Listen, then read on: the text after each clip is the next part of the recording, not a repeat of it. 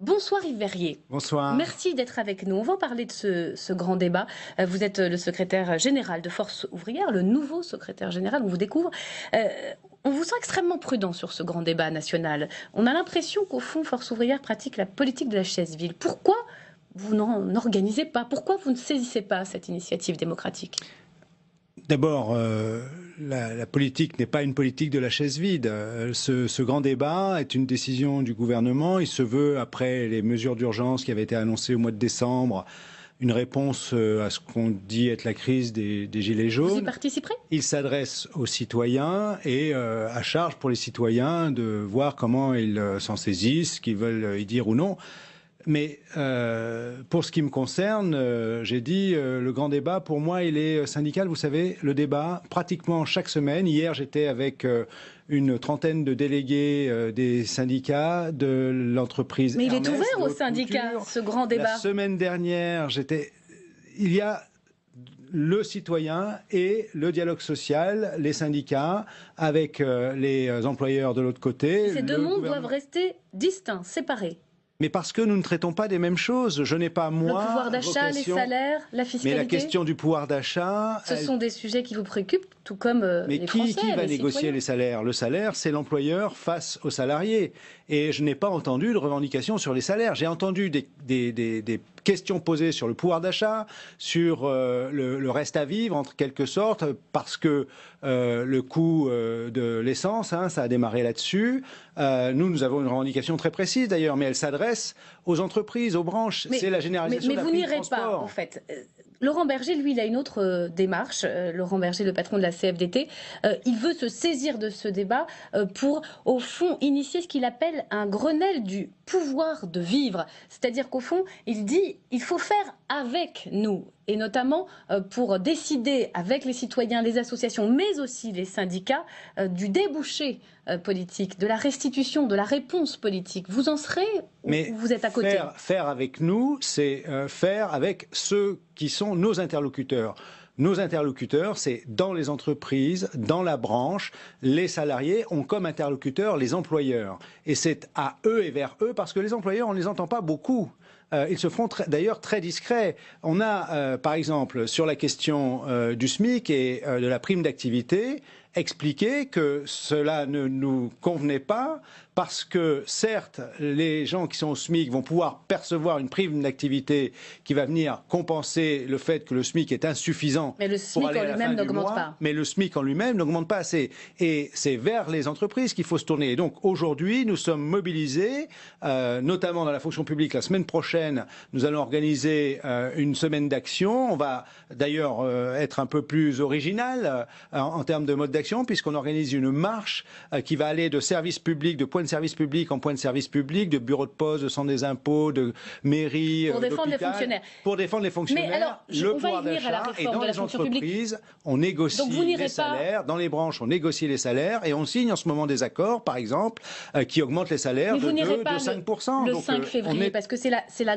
date de la CGT, la grande journée de mobilisation à l'appel de la CGT, à laquelle veut se joindre un certain nombre de gilets jaunes emmenés par Éric Drouet, l'une des figures contestées d'ailleurs de ce mouvement. Vous en serez ou pas le 5 février? Nous avons des camarades dans certains secteurs d'activité, dans certains départements, qui vont sans doute se joindre à des actions. Mais vous, le leader de Force ouvrière, vous appelez à manifester? Moi, le 5 février, il se trouve que je serai dans l'action avec mes camarades de la fonction publique dans le département de l'Eure, dans le cadre de cette mobilisation dans une manifestation sur les salaires. Distincte. Comment vous voyez au fond cette jonction entre une partie des Gilets jaunes et le mouvement syndical, la CGT? Est-ce que c'est une bonne chose? Mais vous savez, des Gilets jaunes, il y a à la fois des salariés, il y a des retraités, il y a des petits employeurs, des artisans. Et donc, ça n'est pas seulement le mouvement syndical, loin s'en faut.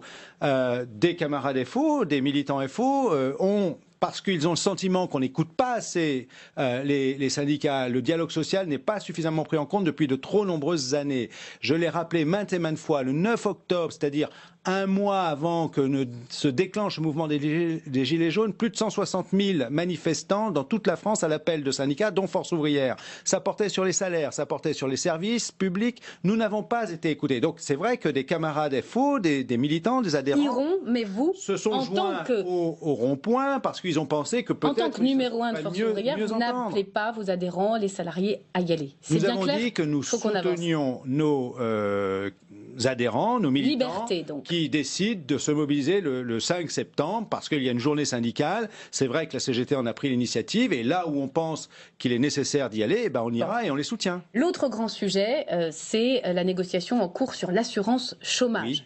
Oui. On a vu que ça coince évidemment sur le bonus-malus sur les contrats courts. Le patronat, le MEDEF, a claqué la porte. Cet après-midi, aux questions au gouvernement, le Premier ministre dit qu'un accord est encore possible. Est-ce qu'il a raison ?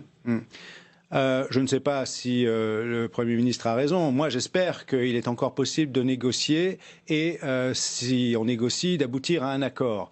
Le MEDEF a claqué la porte, j'espère qu'il n'a pas claqué la porte, on va voir.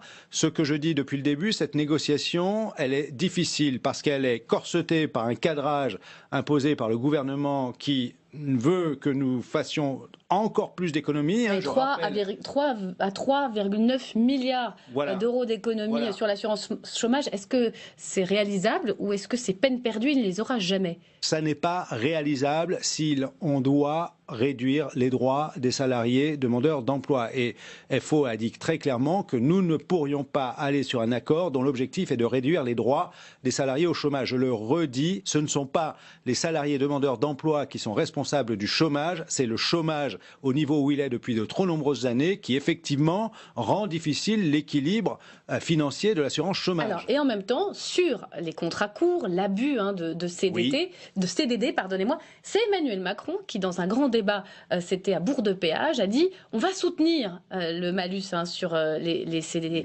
Là, vous félicitez, vous applaudissez au fond. Il est de votre côté. Peut-être que sur ce point-là, il soutient le bonus-malus. À mettre en colère le patronat qui a suspendu les négociations. Mais là, j'ai l'impression qu'il y a un peu de communication parce que dans le même temps, le président de la République accuse les chômeurs de profiter du système. Donc, il y a deux langages à l'évidence. Donc, quoi qu'il en soit, il y a certes des économies possibles si l'on parvient à faire en sorte que l'on réduise l'utilisation des contrats courts qui sont trop nombreux. Je rappelle que 4 sur 5 CDD de 1 mois, c'est une réembauche chez un ancien employeur. Donc on voit bien qu'il y a des abus en termes d'embauche en contrat court. Et là-dessus, il y a à agir, pour réduire la précarité, parce que les salariés en contrat court, les jeunes notamment, sont en situation de précarité. C'est difficile de se projeter dans l'avenir. Et vous avez un allié au moins sur ce point. Ça coûte à l'assurance chômage. Le président de la République. Deux questions rapidement parce que le temps presse. Il y a évidemment l'autre dossier sensible, c'est la fonction publique. Vous avez votre initiative de service public en service public et en même temps le gouvernement il maintient sa réforme. Vous voulez tout simplement suspendre cette réforme de la fonction publique. On nous annonce les 120 000 suppressions de postes d'ici la fin du quinquennat maintenues.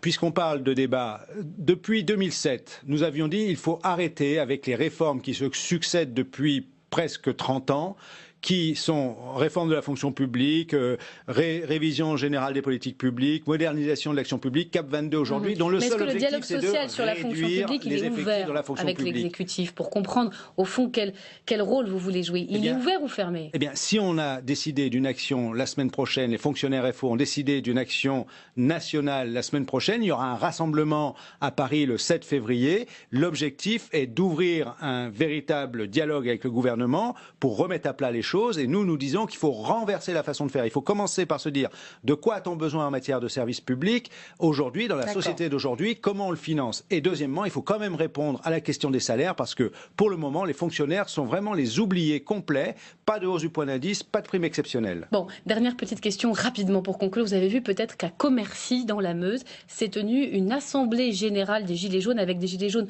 venus de toute la France qui veulent investir les entreprises, investir le monde du travail.